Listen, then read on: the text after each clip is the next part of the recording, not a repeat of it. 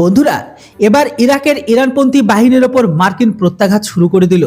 মার্কিন প্রতিরক্ষামন্ত্রী Lloyd Austin জানিয়েছে এই প্রত্যাঘাত জরুরি ছিল, কারণ ইরানের মদতপুষ্ট বাহিনী এর আগে মার্কিন সেনার উপর হামলা করে। একজন মার্কিন সেনার অবস্থা সংকটজনক, আর দুইজন তো আহত হয়েছে। সাবেক টুইটার ও বর্তমানে এক্স অস্টিন লিখেছেন, মার্কিন প্রেসিডেন্ট জো বাইডেনের নির্দেশে ইরাকে কাতাইভ, হেজবুল্লাহ এমনকি তাদের সহযোগী গোষ্ঠীগুলির ওপর 3 জায়গায় আক্রমণ করা হয়েছে। একাধিকবার হামলার পরিপ্রেক্ষিতে এই প্রত্যাঘাত করা হয়।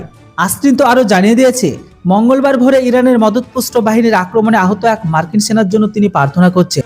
আমেরিকার প্রতিরক্ষামন্ত্রী জানিয়ে দিয়েছে যে আমেরিকাকে রক্ষা করার জন্য উপযুক্ত ব্যবস্থা নিতে বাইডেন দ্বিধা একদমই করবে না।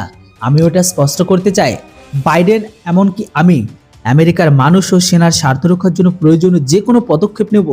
অস্টিন আরও জানায়, ওই অঞ্চলে আমরা বিরোধিতা বাড়াতে চাই না, কিন্তু আমাদের মানুষ ও নাগরিকদের স্বার্থে আমরা আমাদের নিজেদের সুরক্ষা তৈরি করার ব্যবস্থা বা নিজেদের রক্ষা করার জন্য উপযুক্ত পদক্ষেপ নিতে আমরা একদমই পিছাবো না বা দ্বিধাবোধ করব না।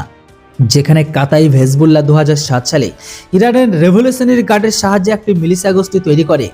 2009 সালে আমেরিকা তাদের বিদেশি জঙ্গি সংগঠন বলে ঘোষণা করে। গাজায় ইসরায়েলের জঙ্গি হামাসের মধ্যে লড়াই শুরু হওয়ার পর ইরাক আমেরিকার সেনার উপর আক্রমণের সংখ্যা বাড়িয়ে দিয়েছে। ইরাকে 2500 ও সিরিয়ার 900 মার্কিন সেনা আছে।